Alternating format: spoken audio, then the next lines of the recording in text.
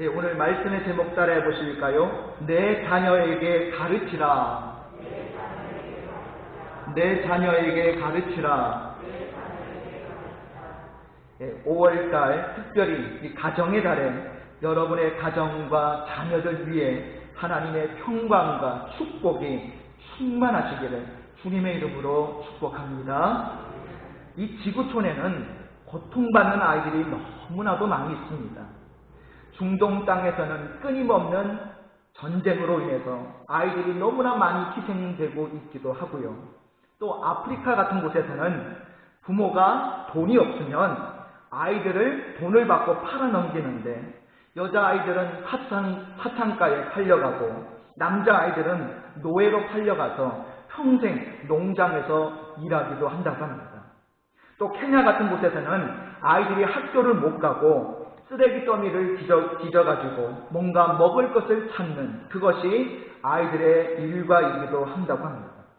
또 아프리카 아이들은 물이 귀하다 보니까 2시간씩 걸어가서 물 한 통을 길러가지고 오는 것이 일상생활이 되어 있다고 해요.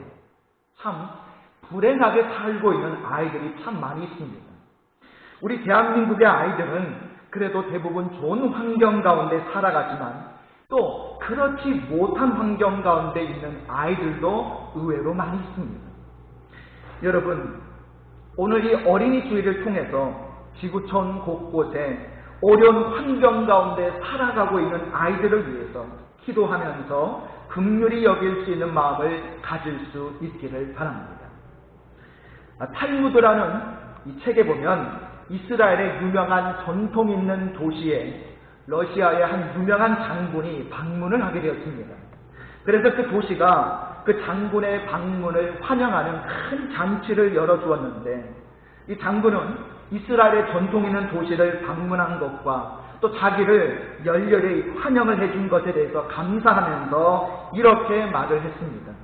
이 도시는 위대한 인물들이 많이 배출된 도시로 저는 알고 있습니다. 그랬더니 그의 인사가 끝났을 때에 랍비 한 사람이 나와서 이렇게 말을 한 것이었습니다. 장군님, 저는 이 도시에 오랫도록 살았지만 이 도시에서 위대한 인물이 태어난 것을 보지 못했습니다. 그저 수많은 아이들이 태어나고 있을 뿐입니다. 이게 무슨 의미일까요? 아이들은 태어날 때부터 처음부터 위대한 인물이 아니다라는 거죠. 처음부터 위대한 인물로 태어나는 사람은 아무도 없습니다. 그저 어린아이로 태어나지만 부모들이 그 아이들을 어떻게 양육하고 가르치느냐에 따라서 그 아이는 위대한 인물이 될 수 있는 것입니다. 평범했던 아이도 위에서 기도하고 축복하면서 눈물의 기도로 그 아이를 신앙으로 양육하면 그 아이가 위대한 인물이 되는 것입니다. 그러나 아무리 좋은 환경에서 태어난 아이도 부모가 방치해두고 그 아이의 심령 속에 마귀가 도장을 찍도록 그냥 방치해 둔다면 그 아이는 하나님의 자녀답게 살아갈 수 없는 것입니다. 하나님이 그의 인생에 주실 꿈을 온전히 펼칠 수가 없는 것입니다. 유명한 이야기가 있습니다. 조선시대 때 보릿고개가 찾아오면 먹을 게 없어서 어른들도 마찬가지고 집집마다 아이들도 거의 굶다시피 했었죠. 제대로 먹지를 못하니까 그냥 늘 배가 고픈 것입니다. 그런데 아이들은 또 가만히 있지를 않잖아요. 계속 그냥 움직이지 않습니까?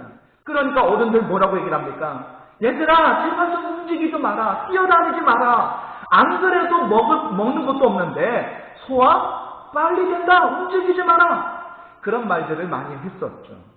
하지만 아이들이 또 그럴 수 있습니까? 아이들은 배고프다고 울죠. 엄마는 밥을 못 주니까 안타까운 마음에 애를 자꾸 때리는 거예요. 운다고.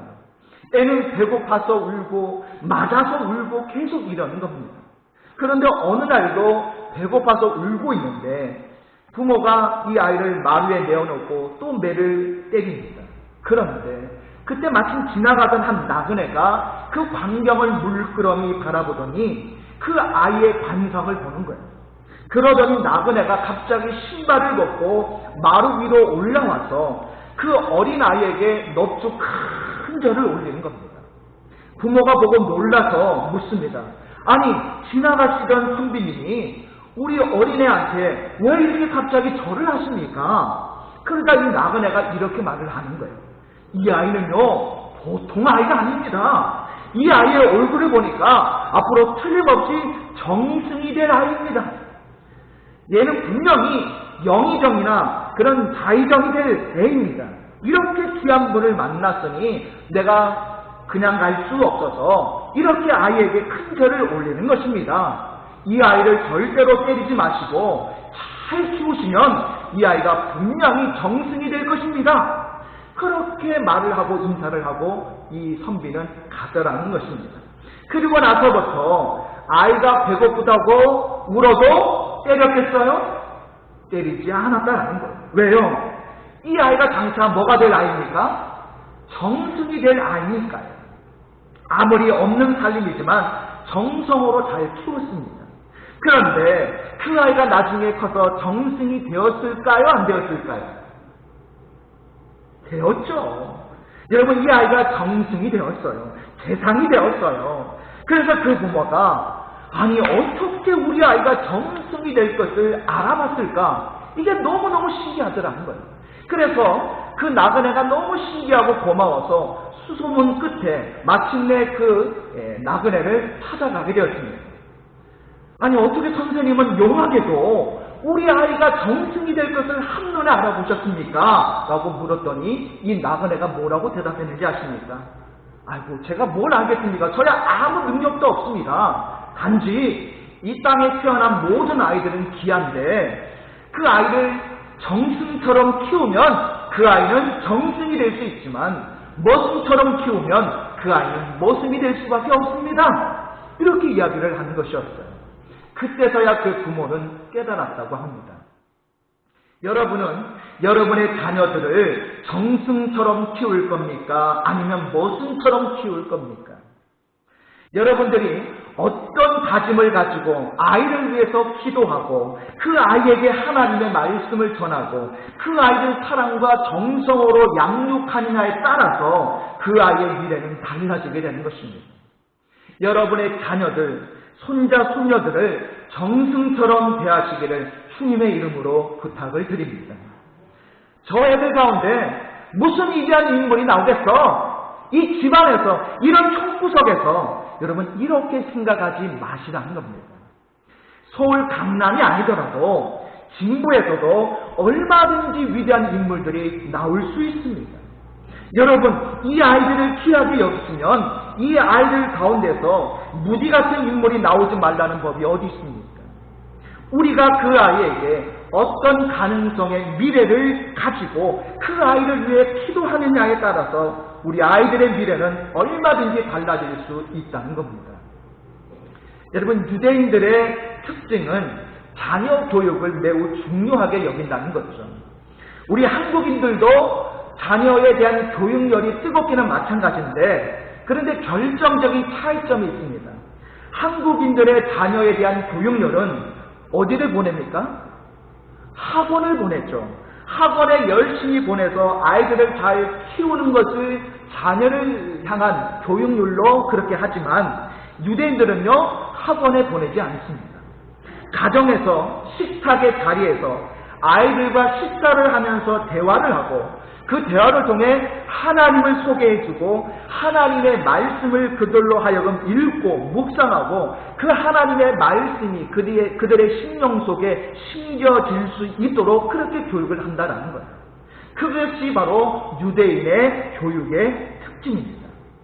뉴욕에서 특파원을 지내던 기자가 그런 글을 쓴 적이 있습니다. 자기 유대인 친구들이 뉴욕에 많이 살고 있는데 그래서 금요일 저녁에 그 친구들에게 전화를 하면 백발백중 전화를 안 받는다고 해요. 이유가 뭐겠습니까?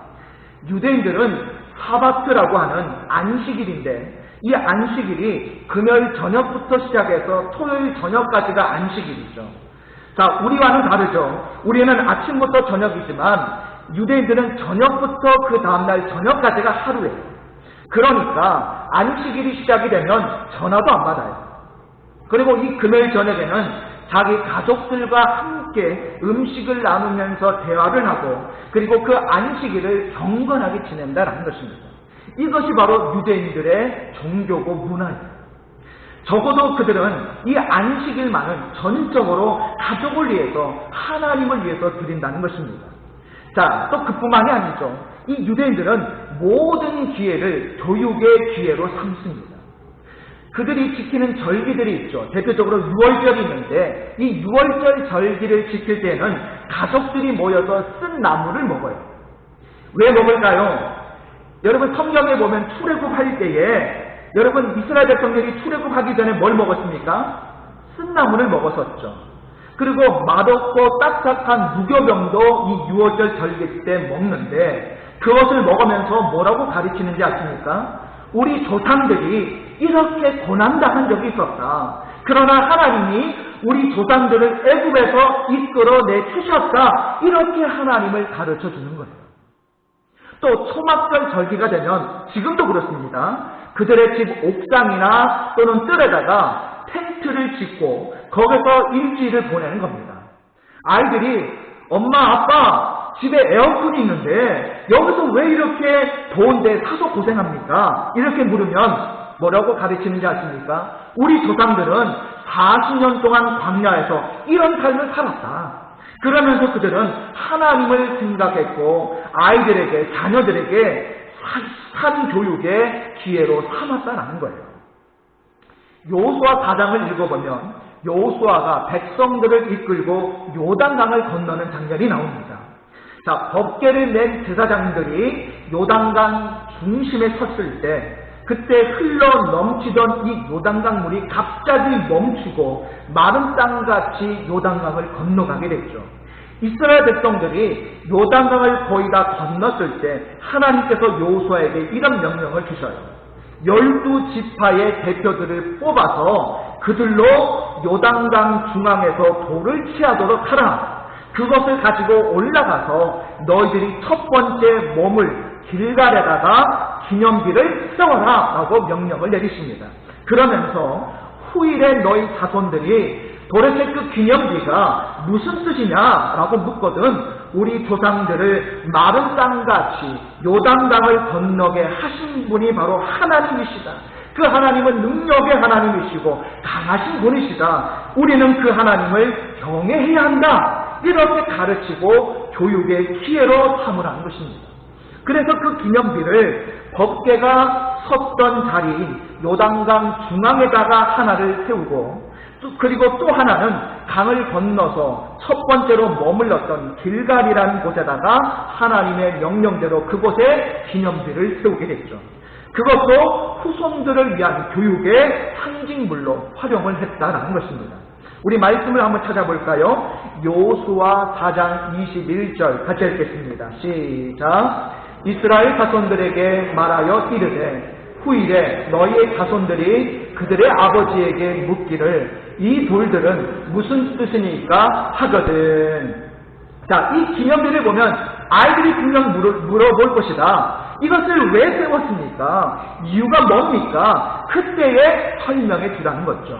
우리 계속해서 여호수아 4장 23절 24절 같이 읽겠습니다. 너희의 하나님 여호와께서 요단물을 너희 앞에서 마르게 하사 너희를 건너게 하신 것이 너희의 하나님 여호와께서 우리 앞에 홍해를 말리시고 우리를 건너게 하신가 같았나니 이는 땅의 모든 백성에게 여호와의 손이 강하신 것을 알게 하며 너희가 너희의 하나님 여호와를 항상 경외하게 하려 하시니라 하라. 아멘. 여러분 대답이 뭡니까?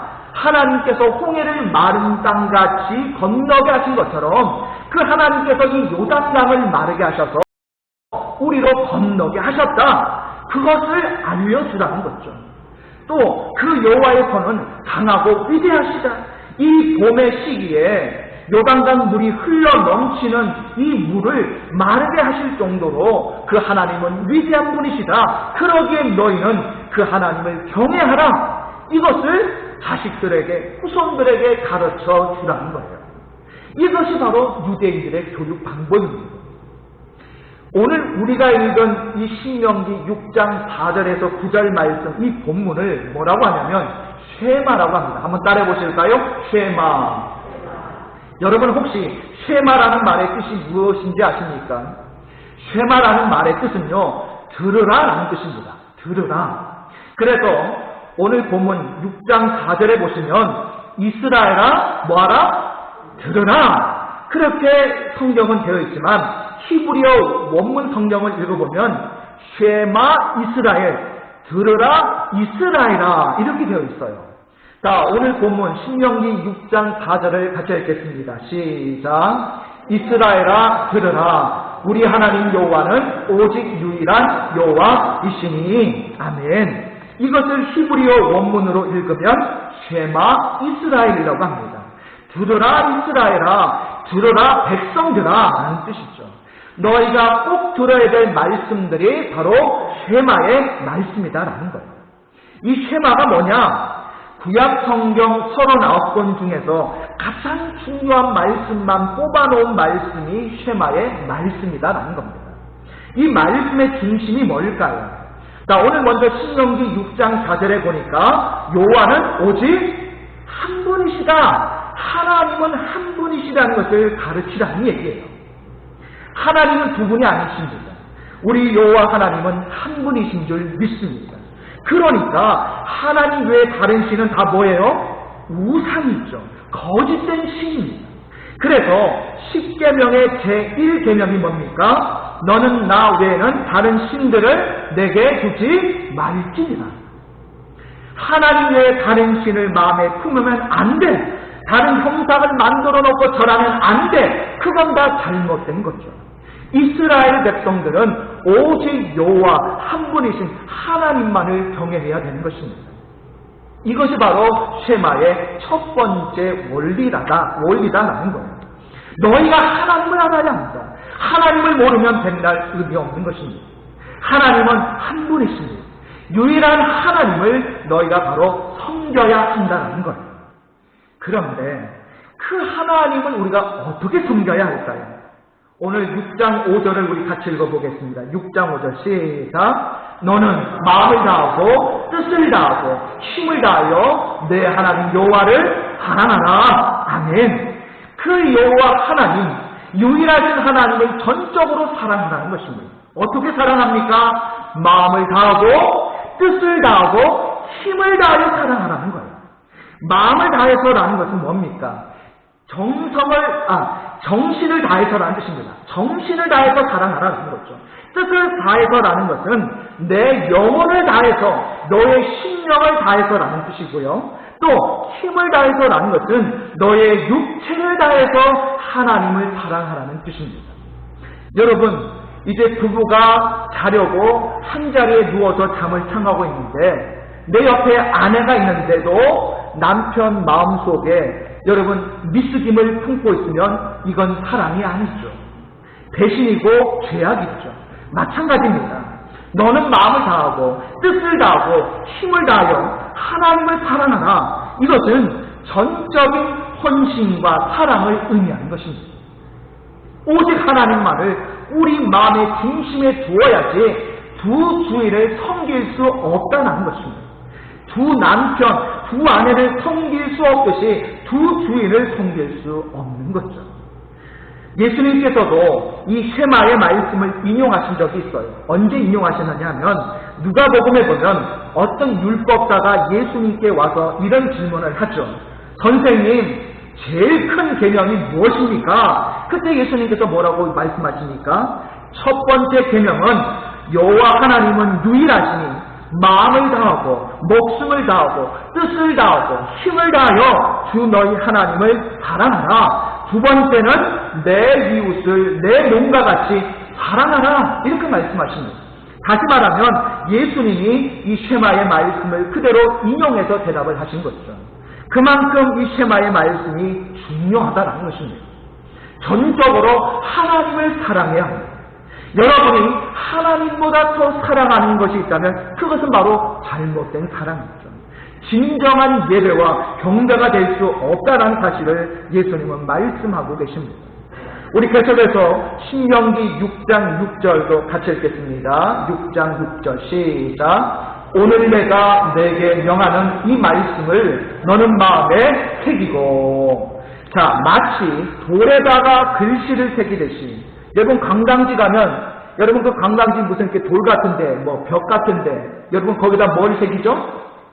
그렇죠. 여러분 이름 새기잖아요. 2021년 5월 2일 아무개 다녀감 이런 거 쓰는 거 좋아하잖아요. 마치 돌에다가 글씨를 새기듯이 너희 마음에 이 말씀을 새기고 이 말씀에 전념하고 이 말씀을 전적으로 받아들이라는 뜻입니다.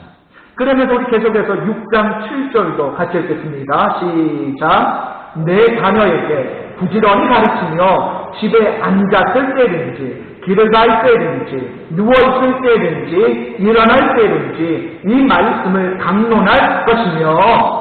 자, 자녀에게 그냥 가르치라는 게 아니죠. 부지런히 가르치라는 거예요. 자, 여러분 영어 수학은 부지런히 가르치지만 하나님 말씀은 부지런히 가르쳐 본 적이 있으십니까? 우리 자녀들에게 자, 물은 어떤 질문을 하죠? 너 숙제했어? 너 학원 잘 갔다 왔어? 너 오늘 학교 와서 공부 열심히 했어? 이런 거는 묻지만 너 오늘 성경 읽었어?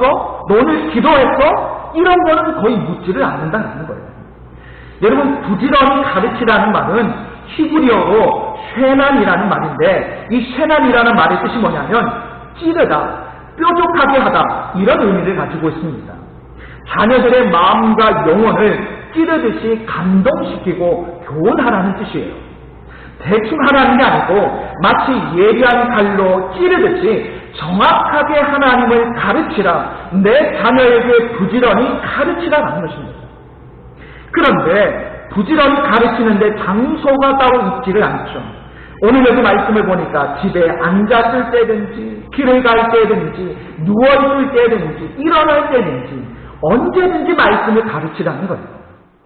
교회 학교에 와서만 말씀을 배우는 게 아닙니다. 어떤 환경에서든 가정에서든 말씀을 열심히 가르치라는 거예요. 생명력 있는 하나님의 말씀을 자녀들에게 예리한 칼로 찌르듯이 그의 심령 속에 이 하나님의 말씀을 심어주지 않으면 그 아이의 미래는 절대로 장담할 수가 없다는 것입니다. 그것뿐만이 아니죠. 유대인들은 이 말씀을 잊어버릴까봐 오늘 8절에 보니까 이 말씀을 손목에 메고 이마에 붙이고 또 집 문설주와 기둥에 기록을 하라라고 그렇게 명령하고 있죠. 우리 신명기 6장 8절과 9절 우리 같이 읽겠습니다. 시작. 너는 또 그것을 내 손목에 매어 기호를 삼으며 내 미간에 붙여 표로 삼고 너 내 집 문설주와 바깥문에 기록할지니라. 아멘. 자, 여러분 이 말씀에 보니까 손목에 맨다라는 게 뭘까요? 자, 이것을 견문제도라고 하는데 유대인들은 이 쉐마의 말씀을 양피지나 가죽 같은 곳에 기록을 하고 갈대로 만든 성냥갑 같은 이 가죽 상자에다가 그 기록한 말씀을 집어넣습니다. 그리고 그 상자를 손목에 매는 거죠.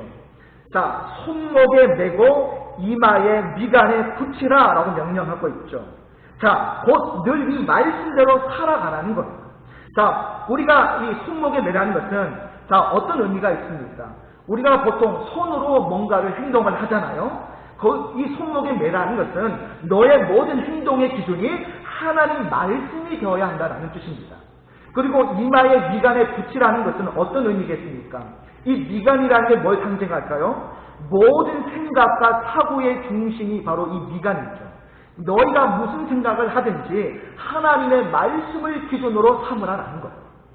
미간에 하나님 말씀을 붙이고 다녀라. 그리고 문설주와 기둥에 그 말씀을 기록해서 집에 출입을 할 때, 들어가고 나올 때 이 쉐마의 말씀을 계속해서 보고 기억하게 하라. 다시 말하면 그 중심은 하나님은 오직 한 분이시고 마음과 뜻과 힘을 다해 하나님만을 사랑하라. 이 말씀은 영원히 잊지 말아라. 바로 이것이 쉐마의 말씀인 것입니다. 요즘 서울 강남에 가면 쉐마 교육이라고 해서 학원에서 한 달에 50에서 100만 원씩을 받아가면서 가르치는 쉐마 교육을 하고 있는데 그 쉐마 교육이 바로 이 유대식 대화 교육을 가지고 온 거예요. 곧 대화식 교육을 하면서 부모와 자식 간의 대화를 통해서 유대인식의 교육이 이루어지는 것이 바로 쉐마 교육입니다. 그렇기 때문에 그 아이들의 사고력이나 표현력이 남들보다 뛰어나고 창의적인 생각을 갖게 되는 거죠. 그래서 노벨상의 25에서 30%가 유대인에게서 나오는 게 이게 우연의 위치가 아니다라는 거예요. 신문을 보니까 스타트업이라고 하는 어떤 새로운 아이디어를 개발하는 연구 집단들이 이스라엘에서만 무려 1,500개나 있어가지고 매년 세계의 아주 우수한 기업들이 그 아이디어를 서로 돈을 주고 사오느라고 정신없이 싸우고 있다고 합니다. 왜요? 유대인들의 생각이 돈을 주고 사오기 위해서 각 나라의 기업들이 애를 쓸 만큼 창의적이기 때문이죠. 우리가 아이들에게 하나님을 가르치고 하나님의 말씀을 그들의 마음에 심어주는 것이 그만큼 중요하다는 거예요. 우리 마지막으로 잠언 22장 6절을 한번 같이 읽어보겠습니다. 22장 6절 시작. 마땅히 행할 길을 아이에게 가르치라. 그리하면 늙어도 그것을 떠나지 아니하리라. 아멘. 마땅히 행할 길을 아이에게 가르치라는 것은 하나님의 말씀과 하나님을 가르치라는 것입니다. 가르친다는 것, 부모는 교사가 되어야 하죠.